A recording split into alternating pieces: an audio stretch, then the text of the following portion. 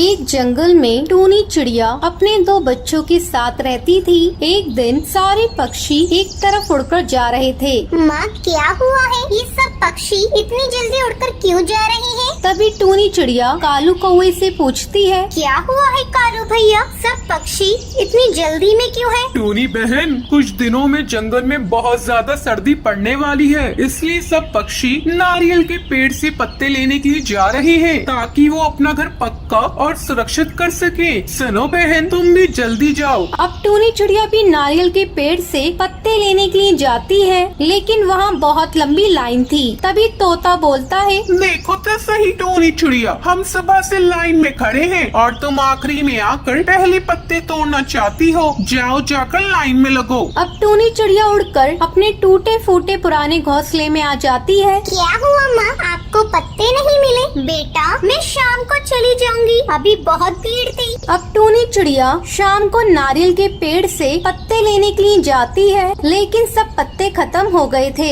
अब सब पक्षी अपना मजबूत घर बनाते हैं। ऐसे ही काफी दिन गुजर जाते हैं। जंगल में बहुत तेज सर्दी पड़ती है। बेचारी टूनी चिड़िया ठंड से अपने बच्चों के साथ कांप रही थी। वो कौवे के पास जाती है। सुनो कालू कौवे, आज रात तुम मुझे और मेरे बच्चे को अपने घर में रहने दो। नहीं टूनी बहन, मेरे बच्चे भी हैं। जाओ, तुम किसी और से मदद मांग लो। बेचारी टूनी चिड़िया सबसे मदद मांगती है, लेकिन कोई भी पक्षी उसकी मदद नहीं करता है। ज्यादा ठंड की वजह से उसका एक बच्चा मर जाता है। माँ, बहुत तेज सर्दी है, मुझे लगता है मैं भी नहीं जी पाऊंगा, मैं मर जाऊंगा। नहीं बेटा, तू फिक्र मत कर, मैं जल्दी से कोई गर्म जगह ढूंढती हूँ। हे भगवान, मेरी मदद कीजिए, मेरे बच्चे की जान बचा लीजिए। तभी टूनी चिड़िया को एक बड़ा सा खाली नारियल का खोखा दिखाई देता है। ये बिल्कुल सही रहेगा, इसमें हमें ठंड भी नहीं लगेगी। जब तक सर्दी है हम इसमें अपना गुजारा कर लेंगे। अब टूनी चिड़िया अपने बच्चों के साथ उस नारियल के खाली ढक्कन में रहकर अपना गुजारा करती है। तो ये थी आज की कहानी। क्या आपको पता है टूनी चिड़िया ठंड से बचने के लिए कहाँ रहती है? अगर आपको पता है तो आप हमें कमेंट करके जरूर बताएं। अगर आपको ये वीडियो पसंद आई हो तो इसे लाइक और ऐसी कहानियाँ देखने के लिए मेरे चैनल को सब्सक्राइब करना न भूलें। एक जंगल में गोपी चिड़िया और अहम चिड़ैया रहते थे।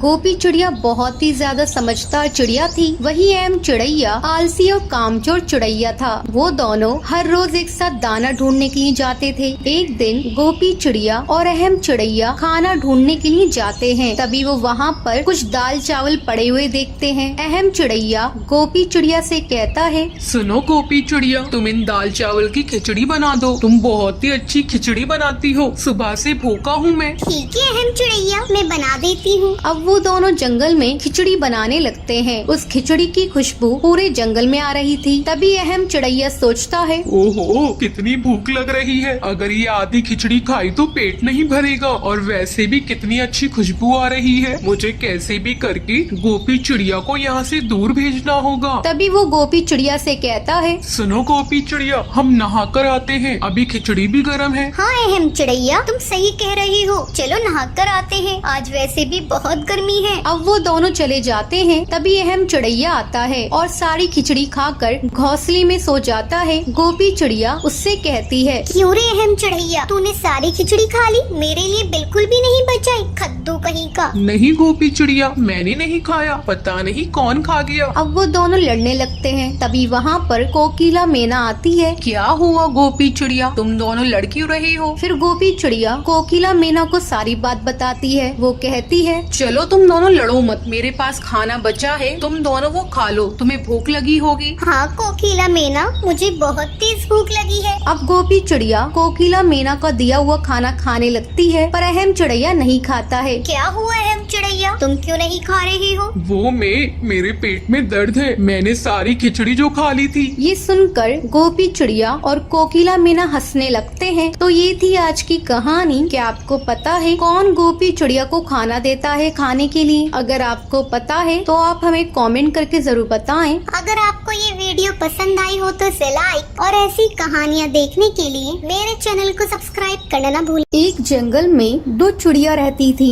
एक का नाम था रानी चिड़िया और दूसरी का नाम था टीना चिड़िया। वो दोनों बहनें थी। टीना चिड़िया रानी चिड़िया से बहुत ज्यादा खूबसूरत थी, वहीं रानी चिड़िया ज्यादा खूबसूरत नहीं थी। अरे रानी चिड़िया, तुम कितनी बदसूरत हो और मुझे देखो मैं कितनी खूबसूरत हूँ। तुम तो काली कलूटी हो। कोई नहीं टीना चिड़िया, इसमें मेरी क्या गलती? अगर मैं खूबसूरत नहीं हूँ तो? तभी उनकी माँ शीला चिड़िया आ जाती है। सुनो रानी चिड़िया, कल तुम्हें देखने के लिए रिश्ते वाले आएंगे। माँ, मैं रानी चिड़िया से बड़ी हूँ, फिर भी चलो कोई नहीं। आपको रानी चिड़िया की फिक्र होगी। कौन करेगा इस काली से शादी? टीना चिड़िया, ऐसा नहीं बोलते हैं। रानी चिड़िया तुम्हारी बहन है। अगले दिन रानी चिड़िया को देखने के लिए राजू चिड़ैया और उसका दोस्त कौवा आता है। आइए बैठिए। रानी चिड़िया जल्दी आओ, देखो मेहमान आ गए हैं। रानी चिड़िया वहाँ पर आती है। राजू चिड़ैया उसे देखकर बोलता है, शीला चिड़िया, मैं नहीं करूँगा इस काली चिड़िया से शादी। सब मेरा मजाक उड़ाएंगी।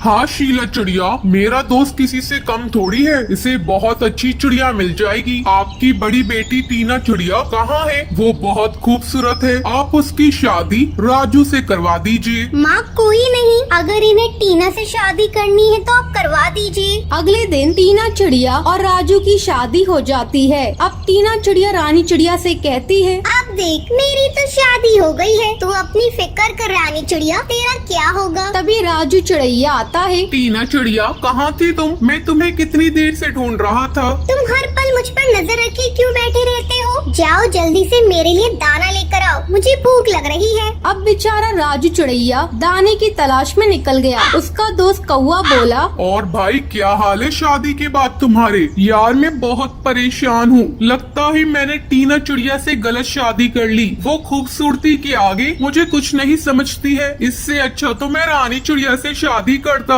अब ऐसे ही काफी दिन गुजर जाते हैं। अब टीना चिड़िया अपने पति पर बहुत अत्याचार करती थी। अब वो उससे तंग आ जाता है। टीना चिड़िया, निकलो मेरे घर से। तुमने मुझे बहुत तंग कर दिया। तुमसे अच्छी तुम्हारी बहन रानी चिड़िया है। खूबसूरती ही सब कुछ नहीं होती है, मुझे समझ आ गया है। अब बेचारी टीना चिड़िया को अपनी गलती का एहसास हो जाता है। वो रानी चिड़िया से माफी मांगती है। रानी चिड़िया, मुझे माफ कर दो। मैंने तुम्हारे साथ बहुत गलत किया। तुम्हारे रंग का मजाक उड़ाया। अब रानी चिड़िया टीना चिड़िया को माफ कर देती है। वो सब एक साथ खुश रहते हैं। तो ये थी आज की कहानी। क्या आपको पता है रानी चिड़िया की माँ का क्या नाम था? अगर आपको पता है तो आप हमें कमेंट करके जरूर बताएं। अगर आपको ये वीडियो पसंद आई हो तो इसे लाइक और ऐसी कहानियाँ देखने के लिए मेरे चैनल को सब्सक्राइब करना ना भूलें।